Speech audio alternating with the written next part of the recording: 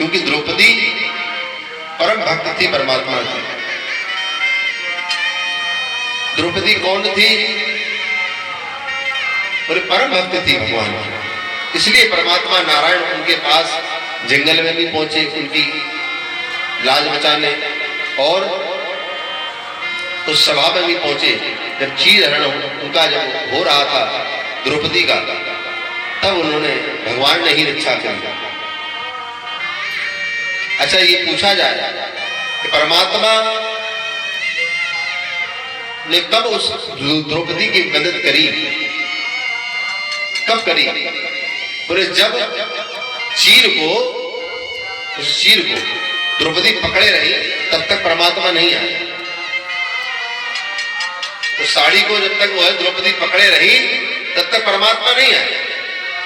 जब उन्होंने छोड़ दिया, अब आप ही साजिए, आप ही पकड़ो, तब परमात्मा प्रकट होते हैं। जब तक आप अपना दिमाग लगाओगे परमात्मा नहीं आएगा। उसने ये सोचा, उस जीव द्रौपदी ये सोच रही कि हम बचा लेंगे, खींच रहे हैं, हम साड़ी पकड़े हुए हैं, हम बचा लेंगे किसी प्रकार से इनसे। उसने दिमाग लगाया, लेकिन जब उसने दिमाग लगाना छोड़ दिया, अब परमात्मा तुम ही जानो क्या करना है क्या नहीं करना है, मेरी लज्जा आपके हाथ में है। तो महाराज परमात्मा प्रकट हो गए। यही जीव है, यही हम सबको करना है। परमात्मा पे छोड़ दो सब कुछ, विश्वास तो करके देखो एक बार, विश्वास कर लो एक बार बस, फिर देखो क्या होता है वो और वो क्या करता है। हम क्या सोच रहे हैं? हम सोच रहे हैं कि नाव हम चला रहे हैं, परिवार को हम चला रहे हैं, बच्चे को हमने पाला, कुछ किसी ने कुछ नहीं पाला महाराज। जिस बच्चे के माँ बाप मर जाते हैं तो वो क्या पलता नहीं है? सब पल जाता है।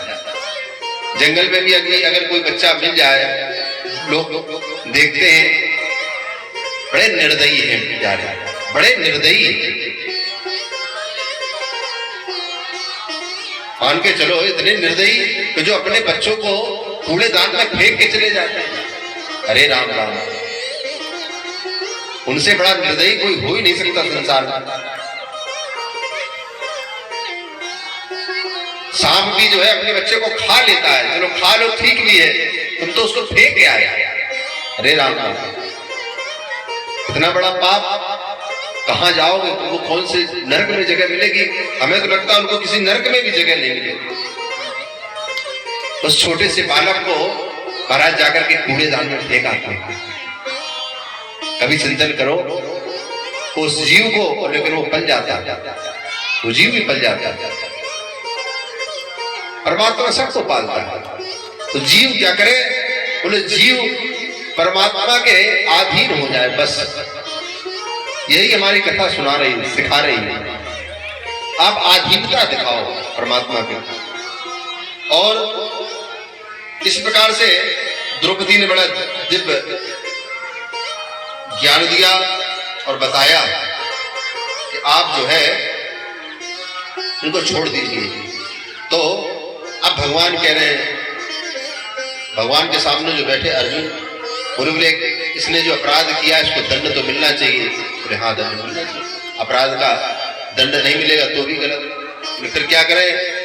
बोले दंड, अब इसके लिए बोले गुरुपुत्र इसको मारना नहीं चाहिए क्योंकि दोष लगेगा, ब्रह्म हत्या लगेगी। तो बोले फिर क्या करें? तो बोले अब शास्त्रों के अनुसार चलो। देखिए नारायण भी है और वो स्वयं खड़े हुए हैं, खुद कह रहे हैं तो शास्त्रों का अनुसरण करिए। स्वयं वो भी नहीं कह रहे कि मैं जो कह रहा हूं वो मत करो, लेकिन जो शास्त्र कह रहे हैं उनको जरूर करो।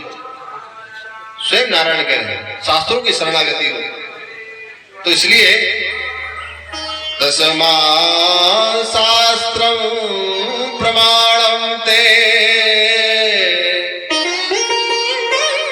कार्य व्यवस्थिति, कार्य व्यवस्थिति। जो शास्त्र कह रहा है उसको सुनो, उसको करो। ये ज्ञान हम सब लोगों के लिए दे रहे हैं। परमात्मा खड़ा हुआ है फिर भी वो कह रहे हैं शास्त्रों को पढ़ो। और हम सब लोग आज क्या कर रहे हैं? हम सब लोग अपने आप में ज्ञानी बने बैठे हैं, सब अपने अपने ज्ञानी बने बैठे हैं। हम पूर्ण हो चुके हैं, इसलिए श्रवण करने की आवश्यकता नहीं है, कथा सुनने की तो आवश्यकता नहीं, हम तो घर में ही पूर्ण है। क्या कथा? वही कथा। और जो कथा में सुनने से जो भाव बनता है ना, वो भाव यही बनेगा। और वो भाव कहां पर कैसा कैसा बन जाए, इसलिए कथाओं का श्रवण जरूर करो। पता नहीं कौन सी बूंद मोती बन जाए, ये मेघों को मालूम नहीं। बूंद बरसती है और वो स्वाति नक्षत्र में जो बूंद बनी गिरी, वो सर्प के मुख में गई तो विष बन गई, केले के पत्ते पर गिरी तो कपूर बन गई। तो इसी प्रकार से कौन सी बूंद, कौन सी शब्द किस व्यास गति से आपको लग जाए, बस एक शब्द लगना है, बस एक बार आग लगी, काम पूर्ण तरह से संपन्न। और जो बूंद, एक बूंद बस मिल जाए, बस पूरी कथा का जो कथा का जो सार है, वो 7 दिन का दिवसीय किस लिए कहा गया? बोले 7 दिन में ही कथा है। बोले 7 दिन में इसलिए है कि बोले इतनी बड़ी कथा है, इसमें कथा में से कौन सी कथा किसको रुचिकर लग जाए? किसी को प्रहलाद जी की रुचिकर लग रही, किसी को ध्रुव जी के चरित्र लग रहा, किसी को मैत्रेय जी का लग रहा, किसी को विदुर जी का लग रहा, किसी को उद्धव का लग रहा, किसी को गोपियों का लग रहा। कोई भी चरित्र किसी को प्रिय लग सकता है, क्योंकि हर व्यक्ति हर प्रकार का बना हुआ है। कोई उद्धव जैसा भी होगा यार, इसके साथ जीवन में ऐसी घटना घटी होगी। कोई गोपियों जैसा भी प्रेम करता होगा, थोड़ा बहुत उसका प्रेम जाग जाएगा परमात्मा के प्रति। इसलिए कथाएं सुननी चाहिए। महाराज इधर जब अब क्या किया? बोले ऐसा है, ब्राह्मण को मारने से हत्या लगेगी तो क्या करा? बोले शास्त्र ये कहते हैं कि अगर किसी ब्राह्मण का असम्मान हो जाए, कर दिया जाए, तो वो मरे उनके समान हो जाता है। बोले क्या किया जाए? बोले इनकी शिखा काट दो और इनके मस्तक पे जो मणि लगी हो वो निकाल दो और उसको धक्का दे करके ठीक बाहर शिविर से, बस इसकी समझ में चलो मरा हो गया, मराई के समान है। जो विद्वान होता है ना, वो सम्मान के प्रेमी होता है। बहुत से लोग कहते हैं कि हम सम्मान प्रिय हो महाराज, एक रोटी देना जो सम्मान से मिले तो जाएंगे, नहीं तो जाएंगे नहीं। पानी देना है, गिलास में दे दो, ठंडा न दो, गर्म न दो, कोई दिक्कत नहीं, लेकिन बस प्रेम से दे। तो सम्मान से के प्रेमी, वैसे ही ऐसा सम्मान उसका असम्मान हुआ तो महाराज अब तो अश्वत्थामा था, उसने संकल्प कर लिया कि अब जो है मैं इनके कुल में किसी को रहने ही नहीं देता। बोले मार तो दिया, बोले अब कौन बचा है? बोले अभी एक जीव पल रहा है इनके वंश का, उसको भी मैं मारूंगा। अब वो चल दिया वहां से संकल्प करके, और संकल्प करके जब गया इधर, महाराज क्या हुआ, काफी समय हो चुका था, तो हमारे वासुदेव जी भगवान बोले महाभारत युद्ध समाप्त हो गया है और अब हमको चलना चाहिए, क्योंकि द्वारका काफी समय हो गया है। द्वारका में काफी समय हो गया, देखा नहीं कैसे चल रहा राजपाट, इसकी रक्षा करनी है। हाँ ठीक, सभी ने उनकी विदाई की तैयारी लगाने लगे। और जैसे विदाई की तैयारी हुई तो महाराज उसी समय क्या हुआ, उसी समय रथ में बैठने चले, पीछे से एक आवाज आई, पाहि पाहि महायोगी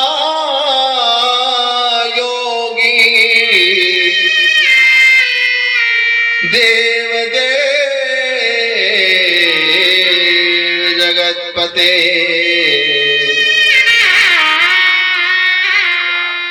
पाहि मां, हे प्रभु, हे नारायण, मेरी रक्षा करो। पीछे से आवाज सुनाई दी। बोले ये आवाज किसकी है? वो एक स्त्री दौड़ती हुई चली आ रही है, कह रही पाही माम पाही माम पाही माम, और गिर करके आकर के सीधे चरणों में प्रभु के गिरी, नारायण। और वो कौन थी? वो उत्तरा थी, अभिमन्यु की पत्नी, जो कि अभिमन्यु खत्म हो चुके थे और वो सती हो नहीं सकती है, क्योंकि सती भी किसको, कौन हो सकता है कौन नहीं हो सकता। बोले सती गर्भवती स्त्री नहीं हो सकती। बोले जिसके पुत्र बड़े हो गए हो वो भी सती नहीं हो सकती। ये नियम होता है, सती किसको होना चाहिए किसको नहीं होना चाहिए। तो बोले सती दो लोग नहीं हो सकते, जिसके पुत्र बड़े हो गए हो, संतान हो और पुत्र हो, वो सती नहीं हो सकती। जिसके संतान न हो वो सती हो सकती। तो महाराज उनके पेट में मान के चलो अग्नि दगदगा रही है, ऐसा भाव लेकर के वो महाराज अपार कष्ट हो रहा है उत्तरा को। और आज उत्तरा रोती रोती आई किसके चरणों में? महाराज वासुदेव के चरणों में गिर के रोने लगी, पाही माम पाही माम। वहां पर उनके ससुर खड़े हुए थे, 5 ससुर खड़े हुए, किसी के चरणों में नहीं। आदमी अपने के पास जाता सबसे पहले, कोई तकलीफ हुई, पिताजी बचा लीजिए बहुत दर्द हो रहा। लेकिन आज उत्तरा किसी के पास नहीं गई। 5 उसके बड़े बड़े इतने महारथी जिन्होंने महाभारत युद्ध जीत लिया, किसी के पास नहीं। तो वो जानते, आज उत्तरा जान रही है कि किसने बचाया। बोले परमात्मा ही बचा सकते हैं, क्योंकि ये वही पांडव हैं जिन्होंने अपने पत्नी की रक्षा नहीं कर पाई। ये हमारी रक्षा क्या करेंगे? रक्षा तो सिर्फ परमात्मा नारायण ही करेगा। तो प्यारे नारायण की शरण में हम सबको चलना चाहिए, कि उत्तरा कह रही है।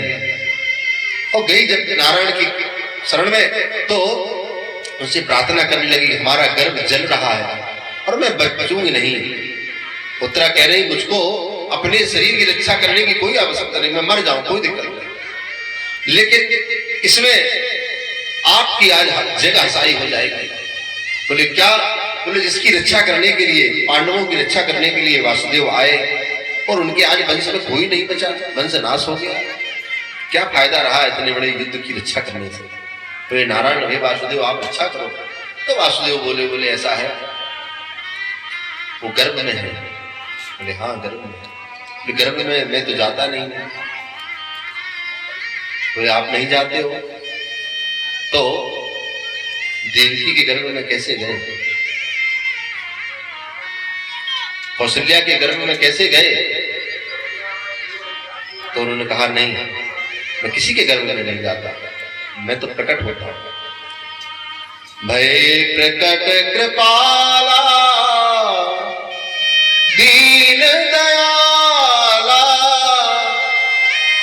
भय प्रकट कृपाला, मैं प्रकट होता हूं, किसी के गर्भ में नहीं जाता। तो बोले प्रभु इस भक्तों के लिए तो आप सब कुछ कर सकते हैं, सब जगह जा सकते हैं, अपनी विधि का भी लोग कर सकते हैं। तब जब भक्तों का उन्होंने उदाहरण दिया तो बोले हाँ तो सब कुछ कर सकता हूं। प्रहलाद के लिए खंबे से प्रकट हुआ है, उसको दर्शन किए, उसकी रक्षा करा। तो ऐसे भगवान गर्भ में गए और आज उत्तरा का भी गर्भ धन्य हो गया। संसार में ऐसा गर्भ किसी का नहीं जहां पर भक्त भी और भगवान, परीक्षित जी भी गर्भ में और भगवान भी गर्भ में। तो महाराज उन्होंने ऐसा चक्र चलाया कि जो अग्नि था, अग्नि का गोला उसको पान कर लिया और भगवान उत्तरा के गर्भ से बाहर आ गया इस प्रकार से। और जो उत्तरा के गर्भ में जो था वो कौन था? वो परीक्षित जी थे, वही परीक्षित जी थे जिनकी कथा भी हम सब लोग सुनेंगे। ये बहुत दिव्य कथा है, इसको प्रेम से सुनिए, बहुत आनंद आएगा। और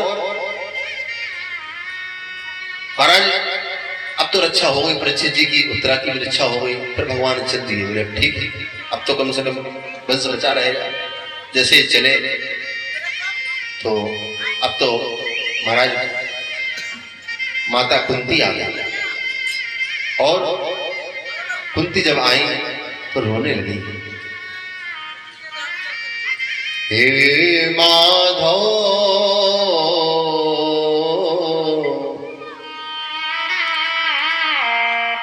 कृपा कर दो मुझ पर। आज चरणों में गिर पड़ी बुआ। बोले माधव आज कृपा कर दो। बोले कैसी कर रही हो बुआ? आज उल्टी गंगा बहा रही हो, ये क्या कर रही हो? आप मेरे पैर छू रही हो? बोले नहीं बुआ ये मत करो। बोले नहीं माधव कोई कुछ भी कहता रहे लेकिन मैं तुमको पहचान नहीं, तुम कौन हो? मैं जब जब कष्ट में रही तब तक तुम्ही ने मेरा साथ दिया और कोई नहीं आया। और पूरे महाभारत युद्ध में अगर मेरे पुत्र अगर जीवित हैं तो आज तुम्हारे आशीर्वाद से, तुम्हारी कृपा से। तो महाराज ऐसी दिव्य स्तुति, भावमयी स्तुति हम सब लोग भी आज नारायण से करेंगे। हम सब पर कृपा करें माधव, हम सबको छोड़े नहीं। और जिस प्रकार से कुंती कह रही है हमारा साथ मत छोड़ना और हम पर कृपा अपनी बनाए रखना। जब कोई नहीं आता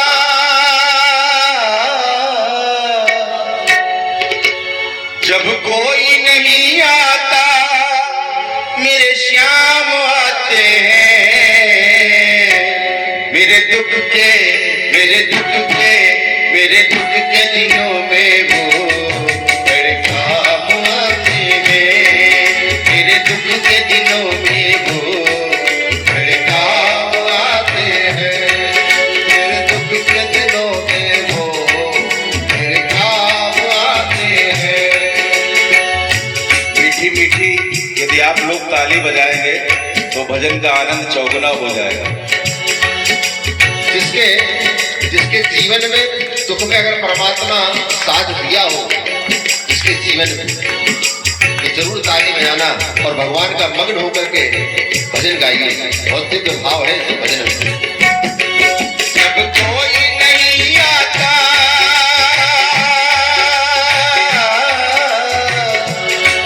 जब कोई नहीं आता मेरे श्याम आते हैं।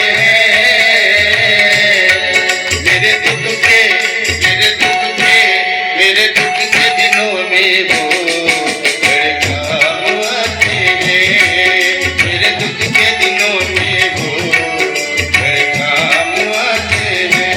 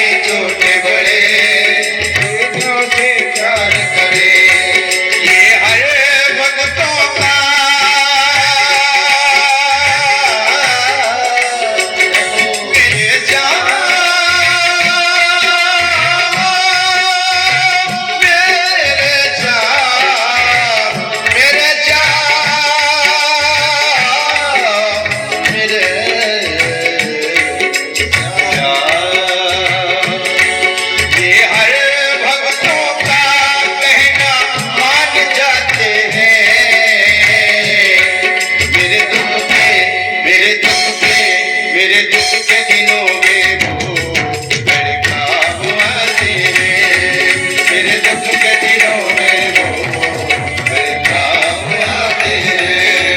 जब कोई नहीं आता, जब कोई नहीं आता, मेरे श्याम आते हैं। मेरे दुख के, मेरे दुख के, मेरे दुख के, मेरे दुख के दिनों में वो बड़े काम आते हैं, मेरे दुख के दिनों में वो बड़े काम आते हैं, मेरे दुख के दिनों में वो बड़े काम आते हैं।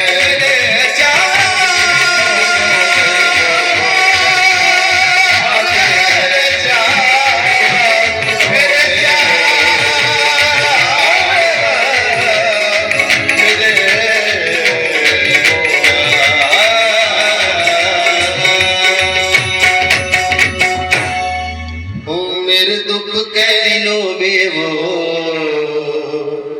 मेरे काम आते हैं। कौन आते हैं काम में?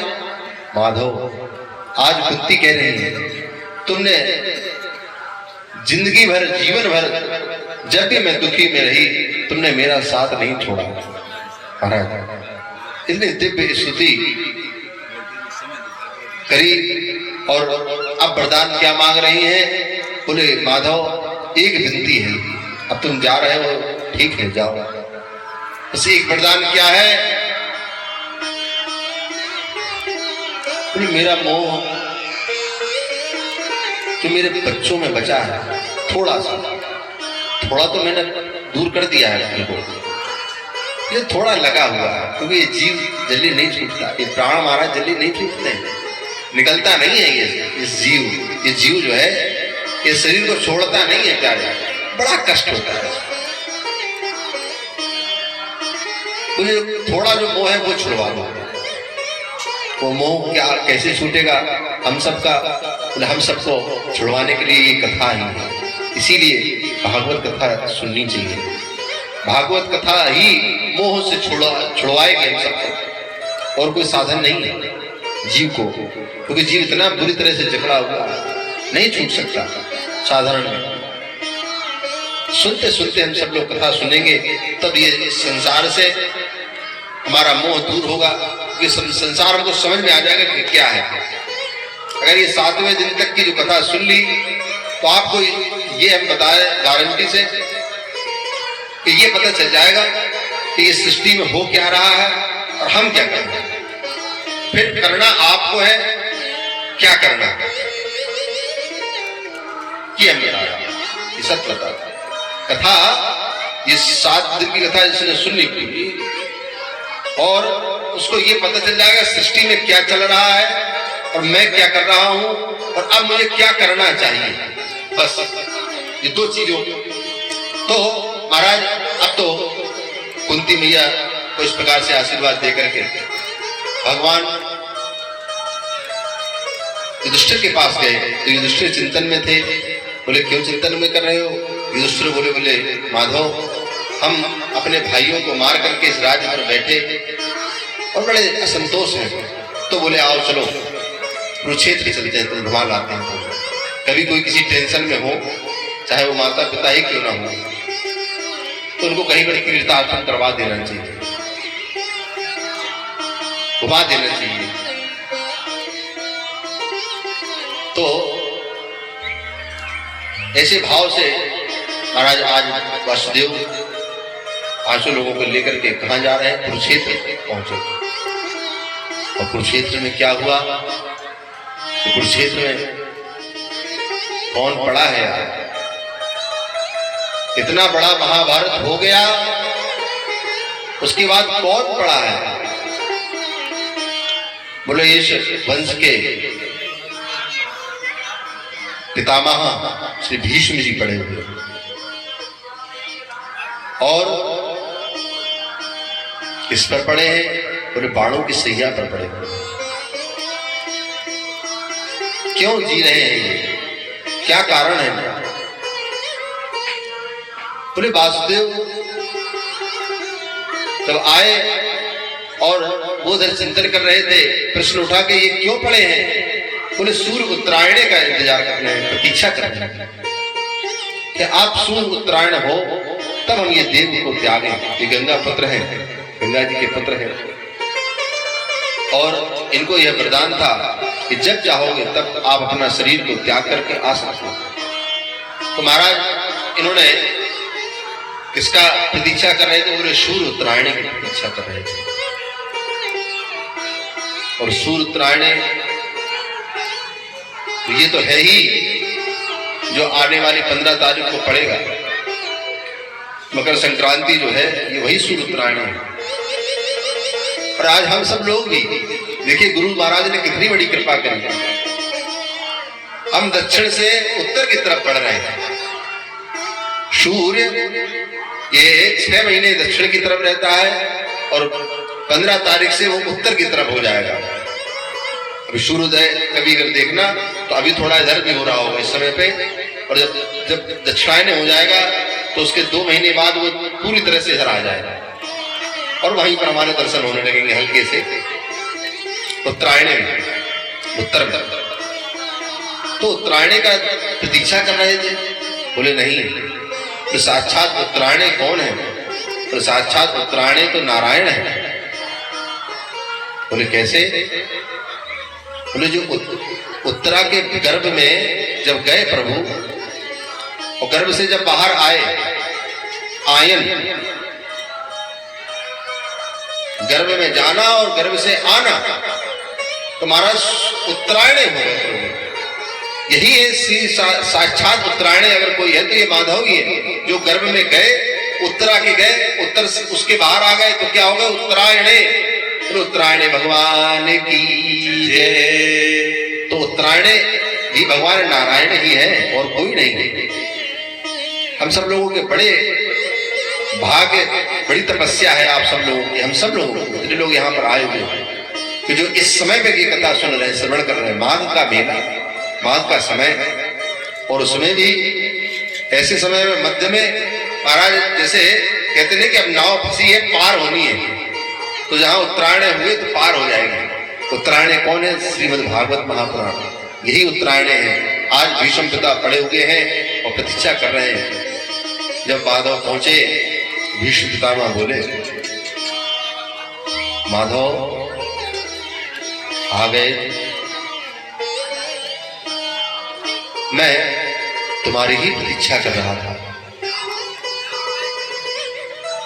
और आज अब वो समय आ गया है कि मैं इस देह को त्याग दूंगा। अच्छा, और मैं आपकी दिव्य स्तुति करना चाहता हूं। तो तब भीष्म पितामह देखिए बाणों की सैया पर लेटे हुए हैं और स्तुति कर रहे हैं। हम सब लोग भागवत सुन रहे हैं, सुनना है, आराम से बैठे हुए, तब भी नहीं सुन पा रहे हैं। लोगों की देखते हैं व्यवस्थाएं, गद्दे पड़े हुए हैं, तब भी नहीं सुन पा रहे हैं। स्तुति करने में बड़ा कष्ट हो रहा है। लेकिन भीष्म पितामह बाणों की सैया पर लेट कर भी स्तुति कर रहे हैं। जब और क्या स्तुति करी उन्होंने जो है, जो आपने सुना होगा विष्णु सहस्त्र नाम, विष्णु सहस्त्र नाम की रचना भागवत में जो प्रसंग आता है भीष्म पितामह का, वो यहीं पर है। जो महाभारत, जो महापुराण है, इस सागर से 2 रत्न निकले। वो कौन से? एक तो निकली गीता, और दूसरा बोले विष्णु सहस्त्र नाम। 2 रत्न निकले। 2 रत्नों में बोले क्या अंतर है? एक परमपिता नारायण ने करी, जो गीता मिली हम सबको, और एक भक्त ने करी, जो हम सबको मिली। एक भक्त कह रहा है और एक भगवान कह रहे हैं। तो 2 रत्न निकले, गीता और श्री विष्णु सहस्त्र नाम। विष्णु सहस्त्र नाम से बड़ी दिव्य स्तुति करी भगवान की, और दिव्य स्तुति हम सब लोग भी भगवान का चिंतन मनन करते हुए भगवान की दिव्य स्तुति करते हैं। क्या? हे माधवा, हे माधवा, हे माधवा, हे माधवा, हे माधवा, हे माधवा, हे माधवा, हे माधवा, हे माधवा, हे माधवा, हे माधवा, हे माधवा, माधवा, हे माधवा, हे माधवा, हे माधवा, नारायण नारायण नारायण, हे नारायण नारायण नारायण नारायण नारायण। भीष्म पितामह बाणों की सैया पर लेटे हुए हैं और भगवान का देखिए अंतिम समय पर नाम ले रहे हैं। इस प्रकार की स्तुति करते हुए आज हम सब लोग ये समझो कि माधव सामने खड़े हुए हैं प्यारे, कि कोई संशय मत करना कि माधव सामने नहीं, सब लोग कहते हैं कि माधव हमारे सामने है। हम सब लोग स्तुति कर रहे हैं।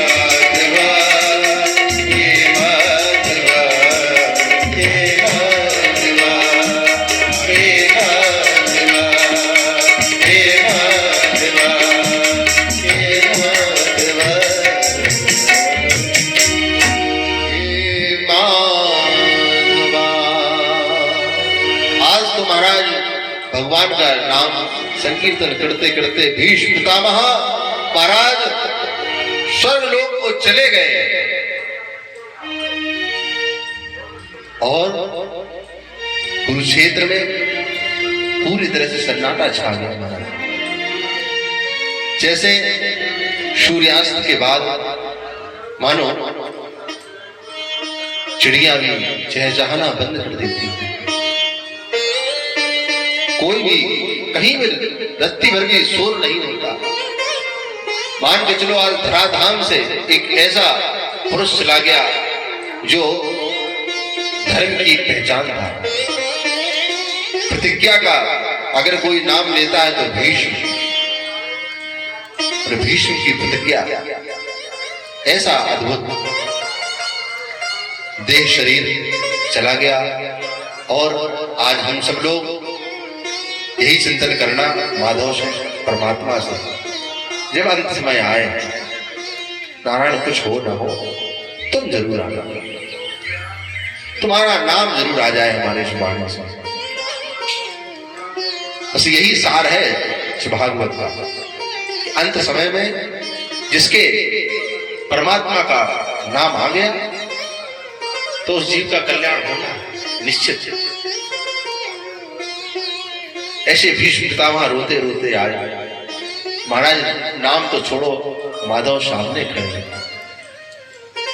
ऐसे अद्भुत संत लोग कहते हैं नाम आ जाए, बड़ी तपस्या करते हैं, बड़े जतन करते हैं, नाम आ जाए, नाम नहीं आता। कैसे आएगा नाम? बोले नाम आने के लिए संतों की सेवा करो, एक समय ऐसा आएगा जब करते चलो। अगर जब कंठ अवरुद्ध हो जाता है प्यारे, लोग सोचते हैं कि नाम निकले, लेकिन निकलता नहीं है। कंठ अवरुद्ध हो जाता है, जीव चाह रहा है कि मेरे मुख से निकले नाम, लेकिन नहीं निकलता। हमारा समय निकल गया। ये समय कब था? उन्हें जब शरीर चलता दम थी तब तुमने नाम नहीं लिया। अब जब तुम्हारा मरणासन का समय आया तो तुम अब नाम लेने की कोशिश कर रहे हो, लेकिन निकलता नहीं। तुम्हारे भक्तों ने कहा, बोले जो जीवन पर्यंत नाम रटते रटते अगर अंत समय में कंठ अवरुद्ध हो जाए तब क्या करें प्रभु? तो भगवान ने कहा, प्यारे तुम उस समय नाम नहीं ले पाओगे तो मैं तुम्हारा नाम लूंगा। भागवत भगवान की जय। तो ऐसे परमात्मा का नाम लेते रहो, जब कंठ अवरुद्ध भी हो जाएगा तो कोई दिक्कत नहीं, नारायण स्वयं लेगा तुम्हारा नाम, विश्वास करो। ऐसे परमपिता परमात्मा नारायण। तो भीष्म पितामह शरीर त्यागा और अब भगवान अपने द्वारकाधीश के लिए प्रस्थान होने लगे। और अब जब होने लगे तो साथ में अर्जुन को भी भेजा। श्री युधिष्ठिर जी महाराज ने उनकी विधिवत विदाई करी और बोले अर्जुन से, अर्जुन इनको छोड़ करके आओ। तो महाराज जब छोड़ करके आए, छोड़ने के लिए गए, इधर क्या हुआ? इधर जो है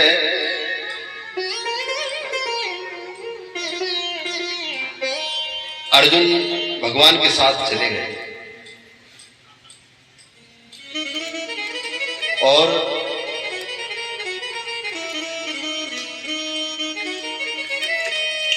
अब तो महाराज अर्जुन भगवान को छोड़ करके आए तो आज बड़ी दीनहीन स्थिति में अर्जुन, काफी समय हो चुका था और युधिष्ठिर प्रतीक्षा कर रहे थे कि बड़ा समय हो गया। दीनहीन स्थिति में आए, बोले युधिष्ठिर, बोले ये तुम्हारी कैसी स्थिति हो गई? क्या हो गया? तुम्हारा गांडीव कहाँ गया? बोले तुम्हारा गांडीव कहाँ गया जिससे तुम, इसकी तनकार से पूरा ब्रह्मांड हिल जाता था। तो महाराज आज अर्जुन भी रो पड़े, बोले माधव चले गए, हम सबको छोड़ करके माधव अपने धराधाम को चले गए। बोले अपने धाम को चले गए। जैसे सुना तो युधिष्ठिर जहां पर खड़े थे वहीं पर गिर पड़े और गिर पड़े और फिर अपने आप को संभाला और फिर बोले अर्जुन अब कलयुग आ गया है, अगर प्रभु चले गए हैं इस धराधाम से, बोले कलयुग आ चुका, ये प्रतीक है, ये उन्होंने बतलाया था। तो अब जो है पांडवों ने क्या किया? बोले तैयारी करी स्वर्गारोहण के लिए। स्वर्गारोहण की तैयारी करी, बड़ी दिव्य, और स्वर्गारोहण के लिए चल दिए। ये कथा भी आप सबको पता ही होगी कि सने सने एक एक करके सब लोग यहीं पर शरीर त्यागा और धर्म के स्वरूप जो युधिष्ठिर थे वो सशरीर स्वर्ग गए। तो इस प्रकार से स्वर्गारोहण की यात्रा संपन्न हुई। और इधर परीक्षित का जो जन्म हो चुका था उनको पूरी सत्ता को सौंप करके जो युधिष्ठिर थे वो चले गए। अब तो महाराज परीक्षित जी महाराज बड़े हो चुके थे, जिनकी रक्षा जो गर्भ में की थी ना भगवान ने उत्तरा के गर्भ में, उन्हीं से परीक्षित थे। जो परीक्षित जी महाराज की कथा है, अब ये समझ लीजिए जन्म होगा इनका। और इसके बाद क्या हुआ, बोले इसके बाद परीक्षित जी बड़े हो गए तो एक समय क्या हुआ, घूमते घूमते कहाँ पहुंचे, बोले कुरुक्षेत्र में पहुंचे। वहां उन्होंने क्या देखा, वहां देखा बोले एक गौ बड़ी दीन स्थिति में थी और एक बैल, इसके 3 पैर टूटे हुए थे और घसीट रहा था। ऐसे स्थिति में देख करके परीक्षित जी बड़े क्रोधित हुए और एक काला पुरुष उन सबको मार रहा था दोनों। महाराज परीक्षित ने देखा कि हमारे इस राज्य में, हमारे इस क्षेत्र में गौ की हत्या, गौ पे इतना अत्याचार। तुरंत उन्होंने बाण तान दिया। जहां उन्होंने बाण ताना तो वो जो काल पुरुष था वो तुरंत चरणों में आके गिर पड़ा और स्तुति करने लगा, क्षमा करें प्रभु।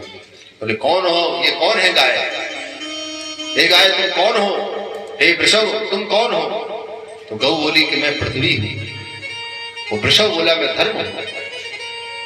तो कि तुम्हारी दशा किसने करी, इस दीन स्थिति में कैसे आया।